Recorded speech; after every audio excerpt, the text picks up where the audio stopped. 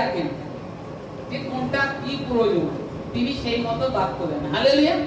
পেয়েছি আমরা প্রত্যেকে। আমি পড়ছি গালাতীয় 5:25। হালেলুয়া।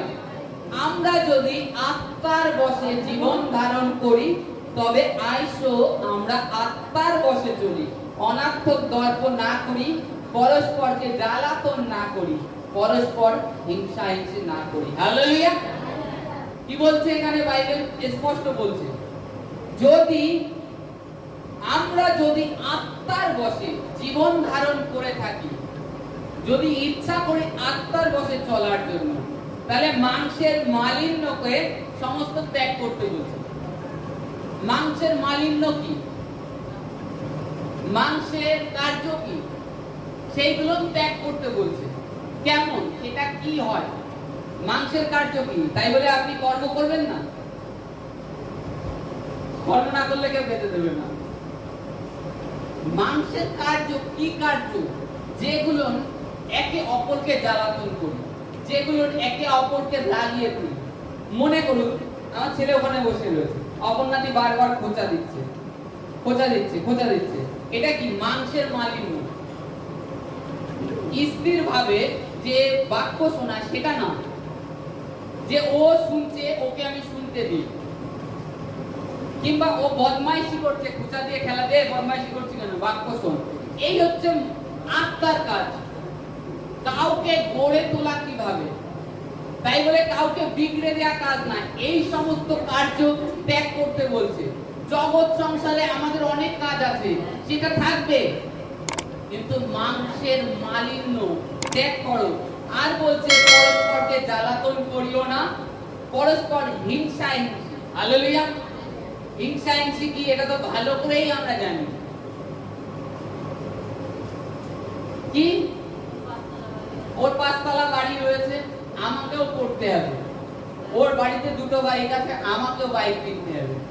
আমাদের মণ্ডলীর একজনের বিষয়ে আমি বলি, আমি গাড়ি যখন কিনি, তা সে বলছে, একজনকে বলছে যে শঙ্করদা যে গাড়ি কিনেছে ওকে শ্বশুর বাড়িতে গাড়ি কিনে দিয়েছে।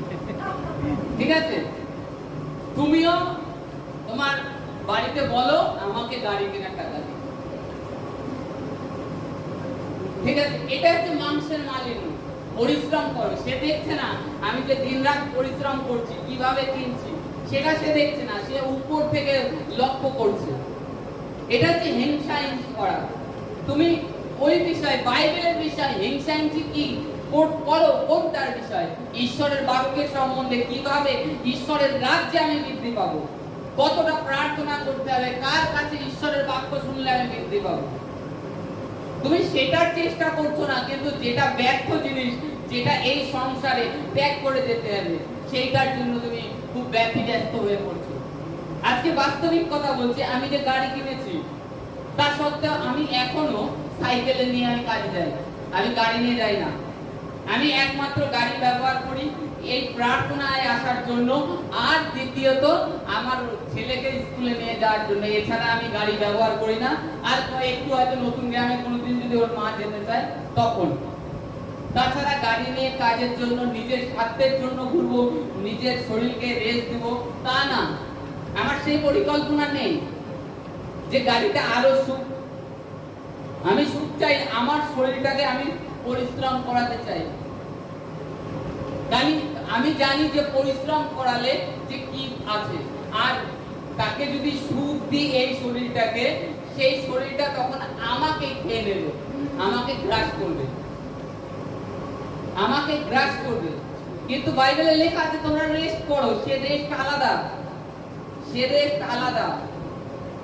আমরা দেখি যদি নুহু নামটা বাইবেলে আদি পুস্তকে লেখা আছে রেস্ট। নুহু কথার অর্থ রেস্ট, মানে বিশ্রাম।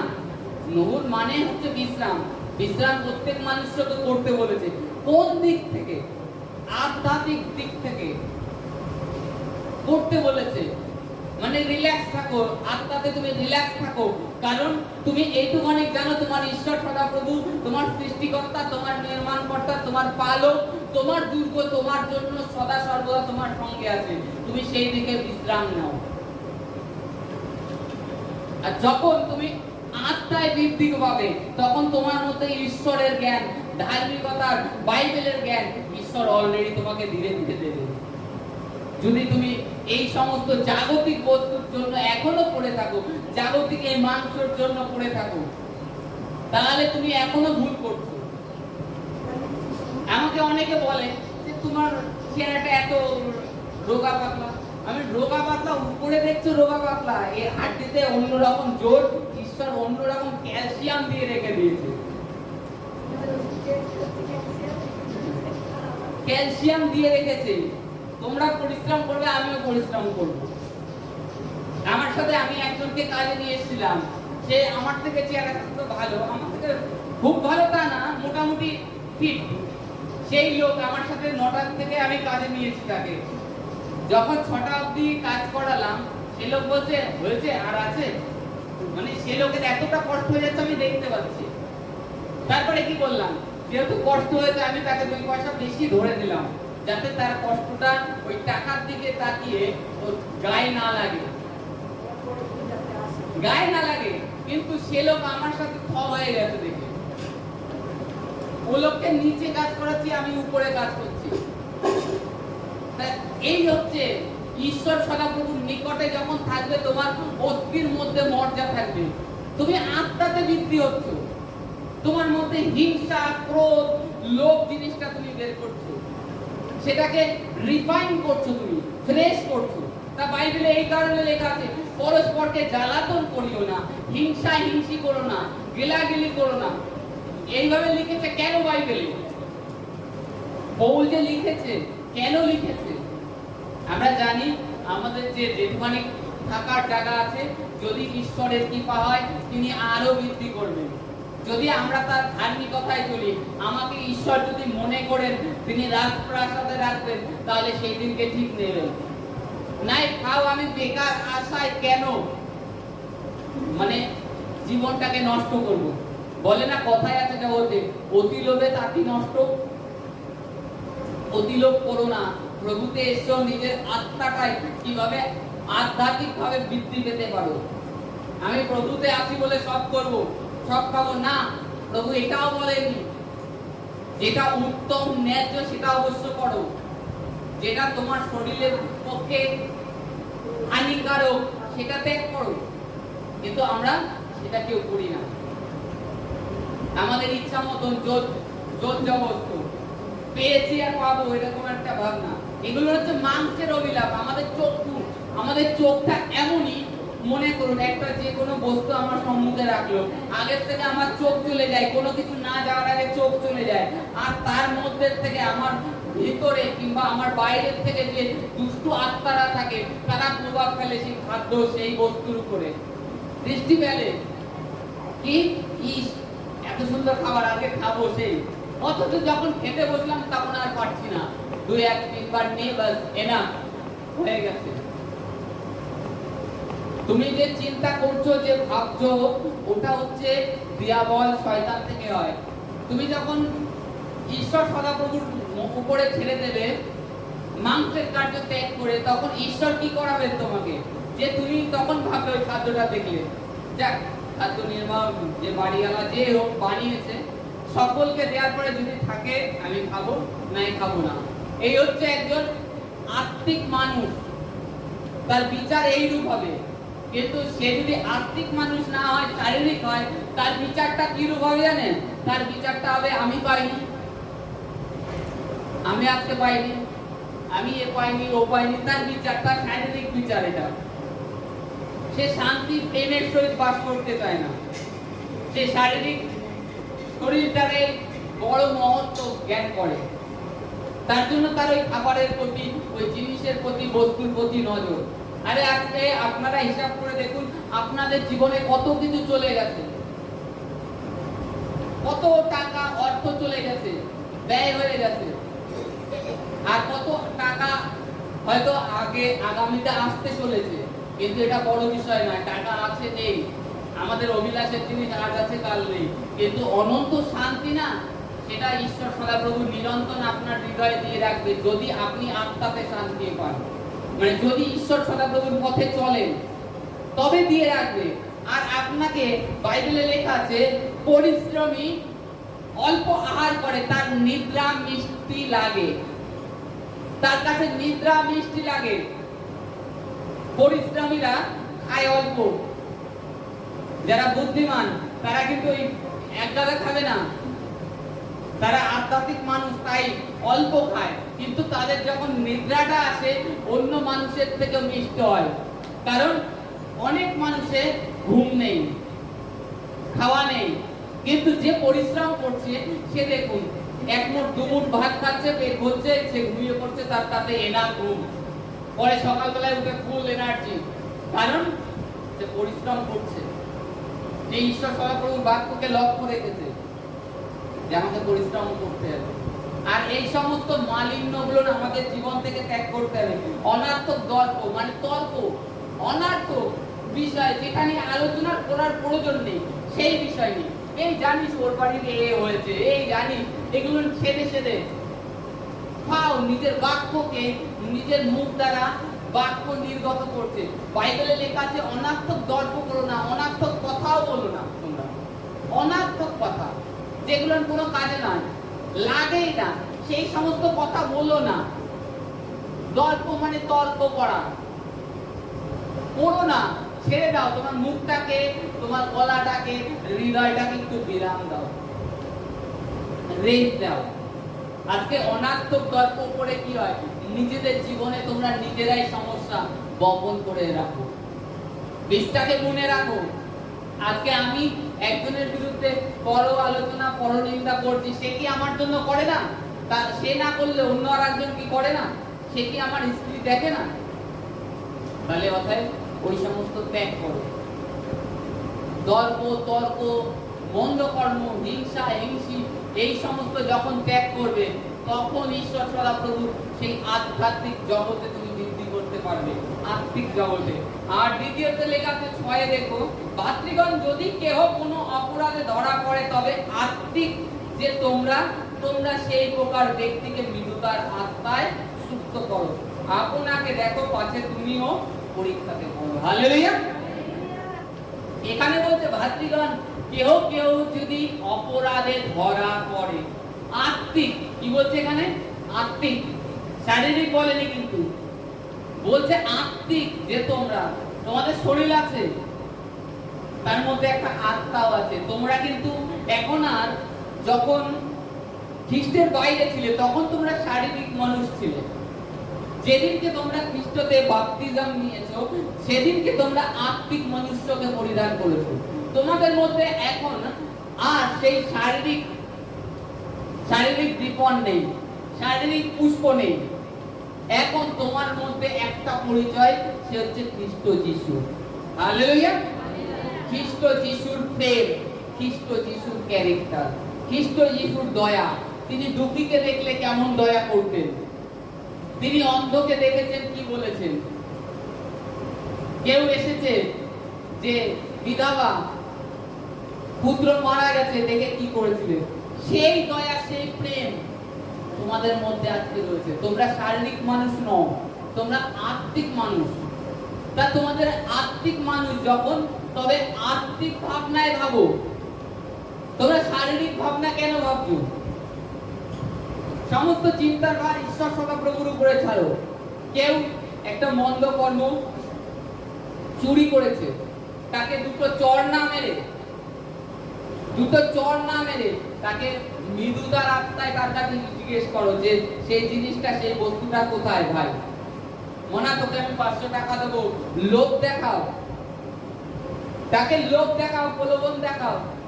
আর সে যদি কোথাও না কিছু দিয়ে থাকে, সে তোমাকে সেটা রিটার্ন দিবে।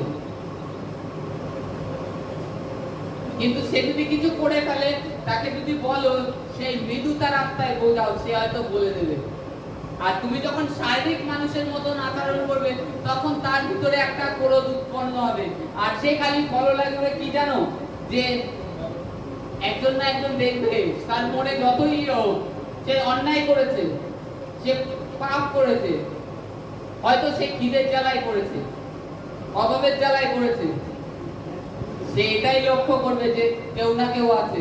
আজকে তুমি যেরূপ কর্ম তার জন্য করে রাখবে, গুণে রাখবে, সেরূপ তোমারও ঘটবে। একদিন না একদিন। তাই বলছে আত্মিক যে তোমরা, তবে আত্মিক যে তোমরা সেই প্রকার ব্যক্তিকে মৃত্যুতার আত্মায় সুস্থ করো। কোন ব্যক্তি রোগগ্রস্ত হয়েছে, সমস্যায় পড়ে রয়েছে, তাকে তোমরা যে আত্মিক সেটা তার নিকটে প্রকাশ করো।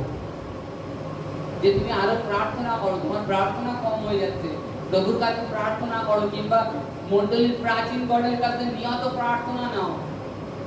আত্মিক মানুষরা এইরূপ বলে। আর শারীরিক মানুষের ভাবনা, এই তো রোগ হয়েছে, এই ক্যান্সার, বাঁচবে না, কত স্টেজ চলছে, সে বললো না থার্ড স্টেজ, স্টেজ 4 হয়ে গেছে, আর নেই গল্প শেষ। এরকম বাক্য তুমি তাকে অলরেডি মেরে ফেললে, তার জীবনের ভিতরে যেটুখানি আশা ছিল সেটুখানি গেল। তুমি যখন আত্মিক মানুষ হবে, থার্ড স্টেজ, প্রার্থনা কর, প্রভু তোকে সুস্থ করবে। আমার প্রভু জীবন্ত, আত্মিক মানুষের, কারণ আমার প্রভু জীবন্ত, তিনি মরেছে আবার জীবিত হয়েছে। এরকম তোর মতো কত ক্যান্সারকে সুস্থ করলো। সে অলরেডি, তার কাছে যদি মোবাইল থাকে সে দেখিয়ে দেবে, এই দেখ মোবাইলে কত সব দাদা জীবনে ধন্যবাদ দিচ্ছে। আমি নিজে দাঁড়িয়ে আছি, দেখ কত সমস্যায় ভুগছিলাম, আজকে প্রভুর কাছে গিয়ে আমি সুস্থ হয়েছি। আত্মিক মানুষের ভাবনা এটা। শারীরিক ভাবনা কি, তুই ভালো হবি না, তুই মারা যাবি, সুস্থ হবি না, শারীরিক মানুষের ভাবনা। আমাদের শরীরের রোগ প্রথমে আগে মাংসে প্রকাশ পায় না, সর্বপ্রথম আমাদের আত্মাকে গ্রাস করার চেষ্টা করে। আমাদের ভিতরে যে আত্মাটা সেটা দুর্বল, মানে ভীত হয়ে যায়, নিরাশ হয়ে যায় পাপের কারণে। মানসিক চিন্তার আত্মা প্রবেশ করে প্রথমে, মানসিক চিন্তা। ছেলে বৌমা এ করছে, ও করছে, আমাকে খেতে দিচ্ছে না, হ্যান ত্যান, এই সমস্ত জটিল, আমি তাদের জন্য কি করলাম সারা জীবন, এই সমস্ত ভাবনা আছে। আরে বাইবেল এটাই বলছে যে এই জগতে ঈশ্বর প্রভু বলছে এই সৃষ্টি আমার হয়নি, আমি নিজে তৈরি করেছি। তবে তোমাদের এই মানুষ তোমরা নিজেরা কি করে ভাবতে পারো যে তোমার গর্ভের থেকে এসে বলেছে তোমার? এই ভুল ভাবনায় তুমি থেকো না, এই ভুল ভাবনায় থেকো না। যদি আমার বলতে হয় তবে ঈশ্বর সদাপ্রভুকে বলো, তিনিই হচ্ছে অরিজিনাল তোমার।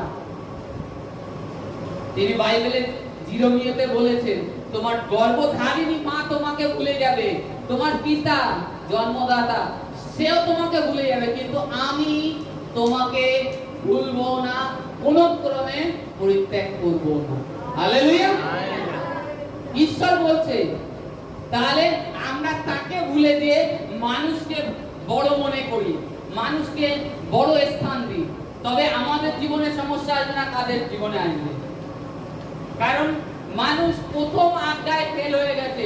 ঈশ্বর যে প্রথম আজ্ঞা দিয়েছিল আদমকে যে সে যেন ওই জীবন বৃক্ষের আর জ্ঞানদায়ক ফলের ফল না খায়, সেই প্রথম আজ্ঞায় ফেল হয়ে গেছে। প্রথম ঈশ্বরের যে কথা দিয়েছিল যে হ্যাঁ ওইটার থেকে আমরা দূরে থাকবো, সেটাই ফেল হয়ে গেছে। তাহলে ভেবে দেখুন, তারপরে এই অবধি আজ পৃথিবীর উৎপত্তি হয়েছে মিনিমাম 6000 বছরের উপরে হয়ে গেছে, 6000-এর উপরে। তার মধ্যে পরমেশ্বর যিশু খ্রিস্টের রূপে এসে এই 2026 বছর। যিশু খ্রিস্ট তিনি পরমেশ্বর যে মানসিক রূপে এসেছেন, তিনি 2026 বছর চলছে, কিন্তু তার পিছনেও কত বছর চলেছে, কত রকম পাপ হয়েছে, কত মানুষ এসেছে, কত মানুষ চলে গেছে। আর আজকে সেই মানুষের মধ্যে কিছু মুষ্টিধর মানুষের নাম পবিত্র শাস্ত্র বাইবেলে এসেছে, কারণ তারা ঈশ্বর সদাপ্রভুর আজ্ঞা মেনে তারা তাদের আত্মিক জীবনটাকে কিভাবে পরিচালনা করেছে সেই সমস্ত আমাদের নিকটে ব্যাখ্যা করা রয়েছে। আর এই বাইবেল থেকে বলছে যে তোমরাও চলো, তবে ঈশ্বরের অনুগ্রহকে, ঈশ্বরের কৃপাকে লাভ করবে তোমরা। এই কারণে বাইবেল তুলে দিয়েছে। এটা আমাদের জীবনের পুস্তক, আমাদের শরীরের পুস্তক। আমরা কিভাবে সুস্থ থাকতে পারি, কিভাবে পরিবার থেকে আশীষ হতে পারি, কিভাবে গরিব থেকে ধনী হতে পারি, এই সমস্ত বিষয় এই বাইবেলে আমাদের জীবনের মরণ মানে জন্ম থেকে লাস্ট অবধি এই বাইবেলে লেখা রয়েছে।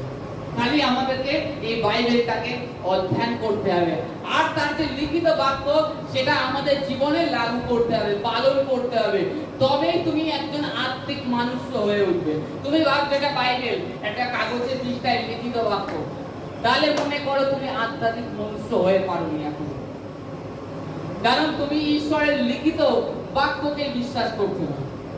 আজকে বাইবেলের 66 খানা অধ্যায় আছে, তুমি প্রথম থেকে লাস্ট প্রকাশিত বাক্য প্রত্যেকটা বাক্য মিলিয়ে দেখবে সমস্ত বাক্য মিল খাচ্ছে কিনা। প্রত্যেকটা বাক্যের মিল আছে। ঈশ্বর সদাপ্রভু হয়তো মনে করুন যে মসির সময় কত বছর ছিল, তখনই মনে করুন 1500 বছর হয়েছিল, পৃথিবীর উৎপত্তি কিন্তু 2000 বছর হয়েছিল মসির সময়। তার আগে নূহর সঙ্গে যখন কথা বলেছিল সেই সময় হয়তো 500,000 বছর হয়েছিল। মসির সময় লিখিয়েছে, নূহর সময় লিখিয়েছে, আদমের সময় লিখিয়েছে। এই কিন্তু সব যে ভাববাদীরা যে গ্রন্থ লিখেছে, একজন ভাববাদী গ্রন্থ লেখেননি, আলাদা আলাদা ভিন্ন ভিন্ন স্থানে লেখা হয়েছে। কখনো ইসরায়েলে লেখা হয়েছে, কখনো ভারতে লেখা হয়েছে, কখনো পাকিস্তানে লেখা হয়েছে, কখনো আরবে লেখা হয়েছে, কখনো অস্ট্রেলিয়ায় লেখা হয়েছে। কিন্তু প্রত্যেকের বাইবেলের প্রথম থেকে লাস্ট অন্তিম বাক্য প্রত্যেকটা পরস্পর লিংক আছে, মিল আছে। কেন? কারণ বাইবেলের যে বাক্য ঈশ্বর সদাপ্রভু পবিত্র আত্মার প্রেরণার মাধ্যমে লেখা হয়েছে। হালেলুয়া। তাহলে তার লিখিত প্রত্যেকটা বাক্যকে বিশ্বাস করো, বিশ্বাস করো। আর তোমরা যে আত্মিক মনুষ্য, সেটা জন্য নিজেদের জীবনটাকে পরিবর্তন করো। হিংসা হিংসি, দলাদলি, দর্প, এই সমস্ত কার্য যখন ত্যাগ করবে তখনই তোমরা আত্মিক মানুষ হবে। হালেলুয়া। আমি আগে আমাদের পাড়ায় কয়েকজন আছে, তাদের পিছনে লাগতাম, মানে একটু মানে ঢিলা টাইপের। তাই এখন মাঝে মধ্যে তাদের দেখলে যে শারীরিক ভাবনা সেটা আবার জেগে ওঠে, তার ভিতর থেকে আত্মা চেতনা দেয়, ছেড়ে দে ছেড়ে দে, করিস না, ওটা ঠিক নয়, ছেড়ে দিই। কারণ আত্মার আওয়াজ আমার শারীরিক ভাবনা। আজকে আমি তার পিছনে লাগছি, কেউ হয়তো আমাকেও একসময় এরকম পিছনে লাগবে। আত্মার আওয়াজটাকে শোনো, তবে তুমি আত্মিক মানুষ। Hallelujah, hallelujah. আরেকটি বাক্য দেখবো, ইফিসীয় 4:30।